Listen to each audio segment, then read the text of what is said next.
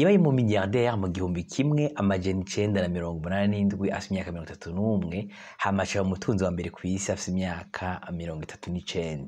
Kuva ico gihe Bill Gates yagumye ari umutunzi wa mbere kw'isi n'igihe hagira abamusumbya wasanga ari muri 10 ba mbere batunze kw'isi. Gutunga rero ni kimwe, kuguma hejuru naho canke kumaintain iyo position ni kindi, bisigura ko Bill Gates ari mieux placé gushobora gutanga impanuro canke kugira ico yigishije, gutanga tip kubijanye no kuntu ashobora gutera imbere. Anabikora kenshi cyane gashoboka. Muri video rero yacu uno munsi tugomba kubaha impanuro zishika kuri 9 canke 10 Bill Gates ahanura abantu bakiri bato, abantu bashaka kugera kure mu byerekeye iby'akanoti. Guma gufi rero ntucikwe tubapartage byinshi kuri izo mpanuro Bill Gates agenda atanga hama mu bitabo canke mu ma interview agenda atanga ku bamenyesha makuru batandukanye. Nimba ari mbere rero uje kuri notion yacu Turaguhaye ikaze. Je nitwa Armstrong Will from Armstrong Group. Hano tukaba tuvuga ibijyanye na digital media hamwe na self development. Nimba rero interesse ku masuje benayo no guhamagarira kwinjira mu muryango wacu wa YouTube mu kuyabonesha canke mu kudukurikirana mu fyonda follow nyimuri kudukurikirana muri YouTube canke subscribe nyimuri kudukurikirana muri navigize navyevershije. Nuko rero reka dutangure video yacu. Impanuro ya mbere Bill Gates atanga agira ati ntukigiranye n'umuntu numwe mu buzima. Iri jambo rero si wa mbere arikoresheje. Hari no witwa Abraham Lincoln yahoze ari president w'igihugu ca Leta Zunze Ubumwe za Amerika, ya president agira 16, yigeze kurungikira ikete umwigisha w'umwana we bamubwira ati umwana wanje mwigishe ko ata muntu numwe amusumba kw'isi kandi ko ata muntu numwe asumba kw'isi. Ucumva neza message yashatse kumuha. Malheureusement abantu benshi muri no minsi babaho bagerageza kwikompara n'abandi bantu bikarangira bagombye kuba nk'abantu bose. Ori ni inzira yo gutangura kubaho nabi, utafise amahoro, udafise umunezero n'amayesheke utavana ko mu byo uri kurakora byose. Icyo kwiye kumenya rero nuko kiremwa muntu kiri unique kandi utabwiriza kuba fort canke forte mu bintu byose, ariko mu kintu kimwe canke bibiri ushoboye ukunda ubamwo. Mission yawe si gusumbya abandi ariko no kumetriza game yawe neza, ukagira the best you can mu mirimo yawe ya misi yose, hama ibindi bigakurikira. Keep in mind that nobody is better than you and you better than no one. Be yourself. Impanuro gira kabiri Bill Gates atanga ku bantu bose bakeneye gushika kure mu buzima nuko rimwe na rimwe ari ngombwa gufata amarisk.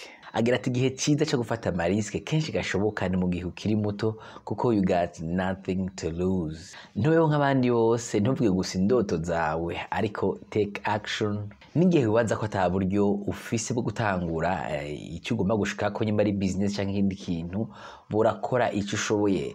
Par exemple ushobora kuba ufise umugambi wo gutangura business yo kwimporta imiduga n'urugero uyizana mu Burundi canke mu Rwanda canke yuba hari hose, ukaba kumbura tamutaho ufise wo gutangura ko bisaba haratari make, ukabutabona naho agomba kuva.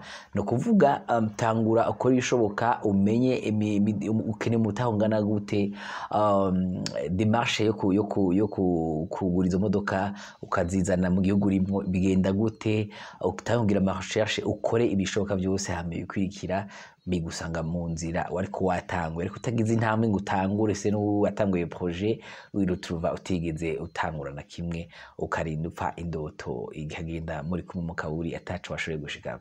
Get out and get lost as soon as you can because that's how you make it happen. Impanuro gira gatatu ya Bill Gates agira ati kumenya ukuri k'ubuzima hakiri kare ni nkeneko kuri uwo wese agomba gushika kure mu buzima. Abenshi baza guhinyura neza ukuri k'ubuzima baza bashitse mu myaka ya 40. Hari n'abandi baba bafise amayillusion ko ubuzima bworoshe canke bubwiriza kuba soft, ariko siko bimeze. Hari n'abandi bizera ko guverinoma yabo canke abavyeyi babo ari babwiza gukemura ibibazo byabo, ari babwiza gufata mu minwe kazoza kabo. Ndazi nawe ushaka kuba amaze kumva abantu bama bidogera guverinoma ibibenze kunuku nje tuma nkenye, ariko siko bimeze kuko mu bihugu bitunze hari abantu bakenye gose n'abatunze gose, mpaka no mu bihugu bikenye harimo batunze cane n'abakenye cane. kumurusha kuribaza uti none by'ukuri ko kuri k'ubuzima ni ukwahe? Ukuri k'ubuzima ni ubuzima butoroshe. Life is not easy, life is not fair. Nuko bimenya ko nyene ukazirikana ko ariko bimeze, ariko ubuzima bupanze, ko atanaye ibintu bigenda neza, uno munsi biragenda neza, ejo bikagenda nabi. Bibaye ko bigenda nabi ukaba uzi yuko bimwe bizunguruka vuba, parti nziza yabishikirwa kabaho gutyo ubizi uko nyene. Iyo ubimenye rero gutyo uheze ugafata ubuzima bwawe mu minwe, naho uzi ibihuhusi ntujugumira, uzi ko ari ya page ikiratorna vuba biba bigenda neza. Maze binagenze neza ugaheza ntiwijajare, ukaba uzi ko hashobora gutorna indi page itakorohereza, maze kumbura ugasevinga ku ruhande, canke ugafata abantu neza, ukubaka relationships kugira habavye ushobore kubikora ko canke iki. Iyo umenye neza rero ukuri k'ubuzima uraheza ukabaho neza, ukabaho witunganya. Impanuro igira kane nuko ukeneye uwo twokwita umucoach, umuntu urabira ko nk'icitegererezo. No kuvuga peu importe ico ukora, waba uri umukinyi wa football canke umukinyi wa basket canke umudandaza canke umurimyi canke umwigisha, umupoliticien, whatever you are, no kuvuga akeneye kuba ufise umuntu yageze kure muri ivyo bintu uriko urakora, urabira ko nk'icitegererezo, kuko mu buzima uba nk'uwo wapresha yashoboye kugera kure, yakwitangiye muri ivyo bintu urimwo. Iyo rero ata muntu n'umwe wapresha urabira ko wirotura ata kintu kinini cane washoboye kuvamwo, kuko iyo ufise icitegererezo uraheza ukagira challenge, akaguchallenginga, ukaba inspiré, mbere ukanizera ko bikunda kugera kure, kuko ubu uriko uraraba ukabona uyu muntu ageze kure kandi afise umutwe umwe n'amaboko abiri n'amaguru abiri. Ndaje mfise nk'ivyo nyene, no kuvuga nyimba yarashoboye kubishikako. Who am I to fail? Simpaka abo mu physical coach canke umuntu muri hafi na hafi, oya namba. Ashobora kuba n'umuntu mutarigera mubonana, par exemple akaba no Bill Gates canke Oprah canke uwari wese, bivanye n'ivyo ukora, bivanye n'ivyo urimwo, bivanye n'ama-ambition yawe, kuko abantu bene abo bageze kure bafise ibitabo babi disponible kuri Amazon n'ahandi hose, meme naha kuri YouTube canke za Facebook baba bari disponible, bafise amapage, bafise imbuga, uramukurikirana ukaraba ivyabamo, ugasoma ibitabo vyiwe, kuko ivyo n'ibintu aba yitondeye, agatanga the best ivuye muri we. Nuko rero ukiga kuri we, ukamukurikirana, ukabona ingene abayeho, kuko abenshi barapartaja kugira bashobore kwinspira le monde, kugira uko basanze isi ntibabe ariko bayisiga. No kuvuga rero avec monde y'uno munsi nta excuse ihari. Uwari wese ashobora gucagura mu coach akeneye, yagize kure mu bintu byose woba urimo. Urashaka kuronka yaba business canke ibintu byose, ashaka gukurikirana umuntu akakwigisha, akakubera nka novuga nk'umuyidore, naho yo batari hafi yawe, naho mwa mutazinanye. Hama kenshi abantu muri hafi na hafi wirotuva ata byinshi wo kwigisha mu bijanye n'ibyo gowe ugomba gushika ku rwego rwo hejuru. Ariyo mpamvu ari vyiza cane kufatira urugero ku bandi bantu, naho bataba bari hafi yawe bashoboye kugera kure. Umuvyeyi wawe canke umuvukanyi wawe atashoboye kugera kure, ntiyoshobora kukwigisha kugera kure. The same thing for your friends and the rest of your family members. They can't teach you how to make it while they failed already. So you'll have to think outside the box. Impanuro igira gatanu agira ati weretse abantu ingorane hamukabereka n'inyishu yazo, birangira batekinze action. Kugira ugere kure mu buzima utagirizwa kumenya kurongora abandi, uberekeza ku ntumbero rusange. Mu gufasha mukorana gutera abaje imbere, ubereka ingorane hiri, ukabereka n'icyokorwa kugira iyo ngorane ikemuke. Nk'umulideri mwiza ntubwiriza gusa gutanga amategeko, ariko uteza gusigurira abo mukorana igituma ibi canke biriya bigomba kuba vyakozwe. Impanuro igira gatandatu agira ati kugira utere imbere umwanya muremure ushoboka, utegereza kwiga guca bugufi. Abenshi baratera imbere umwanya muto, ariko bikarangira basubiye hasi, kubera ko bashika ahantu bakumva umenga bazi ibintu vyose, ntibagikeneye kwiga ikintu na kimwe. Ariko successful people learn consistently, kuko baratahura ko igihe uhagaritse kwiga, igihe uhagaritse gukura, biba birangiye basubiye hasi, uretse ko usigara wumva umenga nta n'ubuzima ugifise, apa yuko unasubira hasi ugashuta.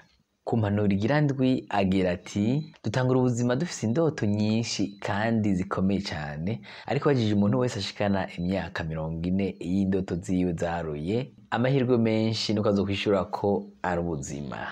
Icegeranyo cyakozwe n'abahinga mu mwaka uheze w'ibihumbi 2021 cerekana ko mu bantu 60 baba bafise umugambi wo gutangura business, umuntu umwe gusa ni watangura, abandi bose 59 ntibanatangura.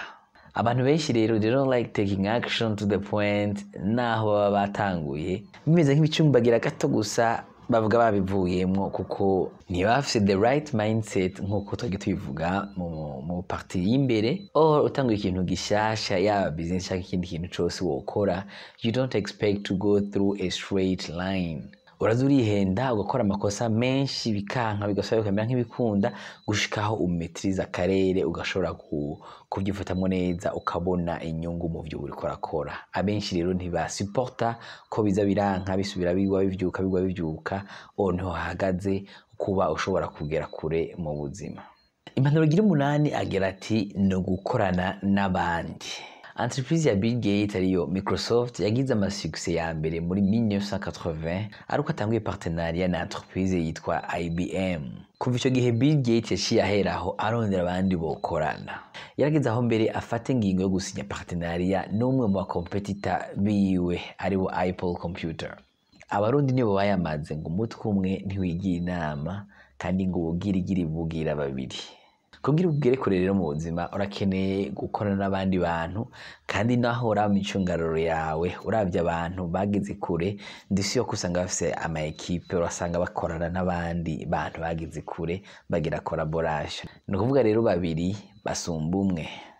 Impanuro igira 9 BillGates agira ati abakiriya bawe batari satisfait nibo soko ryawe ryo kwiga kuri business yawe. Iki kiratahuritse cyane, abakiriya batashimye nibo baheza baguha feedback, menze ugaheza ntubitaking personal, you don't take it personal, gutyo ugaheza ukamenya ukuntu wohindura kuri service zawe canke kuri produit zawe, ugaheza ukamenya aho hindura. No kuvuga c'est très important kumviriza gose ama feedback y'abantu bagushoreye ibintu byawe, yabari ibyugurisha nk'ama service yawe, kuko nizoshobora kuimproving ibyo urimo ku rugero rushimishije. En résumé rero, ushaka kuba successful mu buzima ntukigereranye n'umuntu n'umwe, ntiwemere ko indoto zawe zipfa. Be strong and take risk as much as possible. Wongere ube humble, unige gukorana n'abandi bantu. So that's all for today. I hope you learned something from the video. Ntibagire kudusigira muri commentaire ibindi byumviro, ibindi zindi mpanuro zisahiriza, izi mpanuro za BillGates zishobora gufasha abantu gushika ku bintu bikomeye cyane mu buzima. Naho utaha. Bye.